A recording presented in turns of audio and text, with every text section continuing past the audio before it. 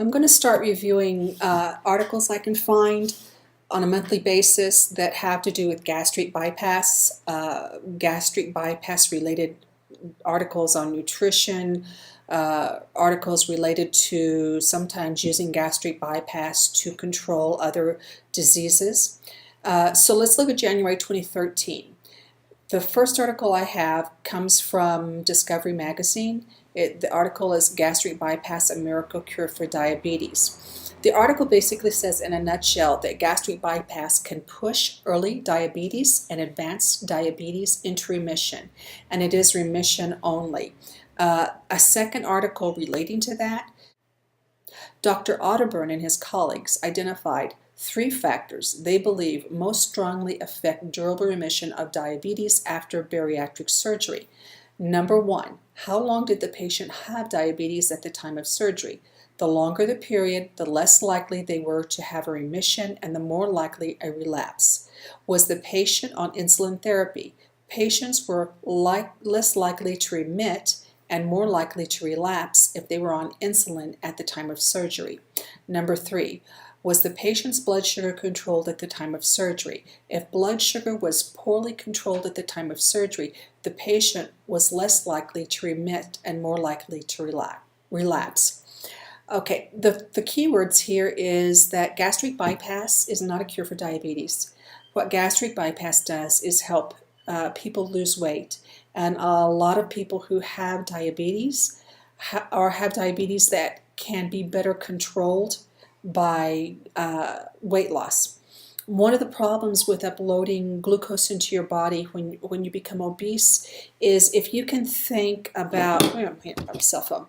When I want to charge my cell phone here, I've got to have an adapter that fits that phone. If I choose an adapter, let's pretend that this is an adapter. If I use an adapter that's not going to fit in this space, I can't charge that phone. That's what happens when we gain weight. As we gain weight, this is the charger. That should fit. That should be a space equal to this. But as we gain weight, our cells get big too, so that when it's time to upload insulin into our body, it can't make the connection.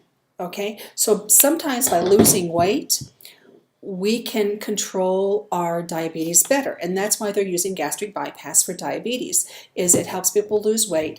All of this lines up again, and you can upload the insulin from your body. Your body can utilize the insulin you're making. The problem that's happening now is 10 years for me. Some people it's less, 5 or 6 years, but for me it was approximately 8 years after my gastric bypass. I began to notice that I wasn't having dumping anymore. That had changed, and it was becoming something I had never quite experienced before.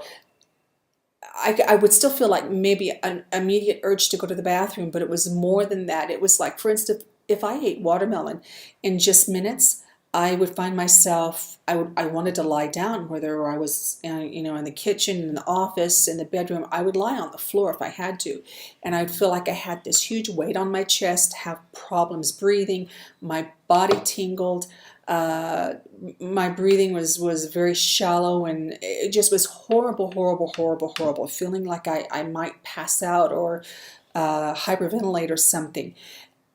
So, and when this first started happening, there was not a lot of information on the internet. It took me a long time to finally find one website, one I think was even a blog, that mentioned about a late-term complication of gastric bypass, and that late-term complication that it mentioned just fit me to a T. It's called hyperinsulinemic hypoglycemia after gastric bypass, and it is a late-term complication of gastric bypass. And basically what it means is I have both blood issues of a diabetic and someone who has hypoglycemia. My blood sugar can shoot up over 200 points if I eat something that is not a good carbohydrate, and by the same token, I can eat, for instance, if I eat oatmeal, I've seen it go up to over 200, and then within that same hour, I'm down in the 60s. And you talk about a physical roller coaster. I feel like I've been hit by a sledgehammer. So when I began investigating all this, there wasn't a lot on the internet. Now there's a whole lot more out there. In fact, there's medical journals and stuff with studies on it. But I went to an endocrinologist because I had done this research and I felt like I knew what my problem was. And I went to him to do the blood test to either confirm or deny that this is what was going on with me. And indeed, it is what's going on with me. And he said, you know, this surgery is used to help diabetics control their insulin or to lose weight so that they can control their diabetes better. And I said, yeah, I said, but 10 years, you know, what is that? Here, I have had gastric bypass, and 10 years later, for all intents and purposes, I'm a diabetic. You know, I'm a diabetic because even though my body does everything it's supposed to do, I can't upload it in the way I need to upload it because of my abbreviated intestines and because of my stomach. And he said, well, if you're a diabetic, in some cases, 10 years more of life expectancy is a long time. Bariatric news, there's an article on using a bovine patch for banded gastric bypass. I found this very interesting. They basically are using bovine and creating like, to me it looked like a zip tie, you know, the kind that you lace inside itself and zip it tight.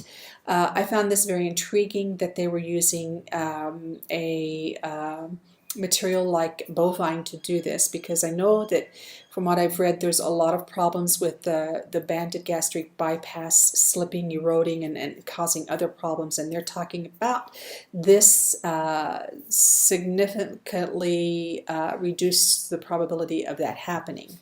In the New York Daily Times Lifestyle, there's an article of a man who loses 644 pounds and needs 112 pounds of skin removed. This gentleman's from the UK.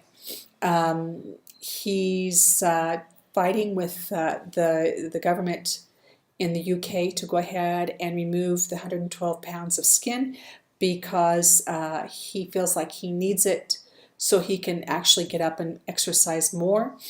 And the government's fighting with him and telling him, if you've had your weight off, I think it's a year something, that they'll go ahead and remove the skin, but he has to have the skin off for X amount of time before they'll remove the skin. Okay, there's a new article on a new study, possible future weight loss procedure that they're trying to develop, and it's called AspirationAssit. Basically what you get is you get a shunt in your stomach into your abdomen, gives you access to your stomach, and you can suck the food right out of your gut. So if you want to go out and eat a big pizza, salad, Coca-Cola, breadsticks, you can run home and get the old vac and suck your gut dry and not have to count those calories. Sounds like fun, doesn't it, folks? Woof. An article from Dr. Oz. After Al Roker had had his gastric bypass, he was invited to the White House, headed to the press room, and as he was walking down the hall by himself, he felt the urge to pass gas and instead pooed his pants. I think a few of us have done that when we were learning to live with gastric bypass, not being able to read our bodies early on, or at some time thinking that we had to pass gas and pass a little more than gas. Al Roker and Carney Wilson are two very outspoken celebrity figures who've had gastric bypass. It's interesting to me that both of these individuals failed with gastric bypass. So many of us do. Al Roker has gone on to write a book about using exercise and diet to control his weight and not gastric bypass. You know, Carney Wilson, bless her heart, gained most of her weight back, if not all. In educational news, there's an article that gastric banding is an effective long-term solution to obesity. Well, that looks like that's all for the month of January. We'll see you next time, and we'll take a look at news from February 2013 and see what the news has to offer from February. Thank you.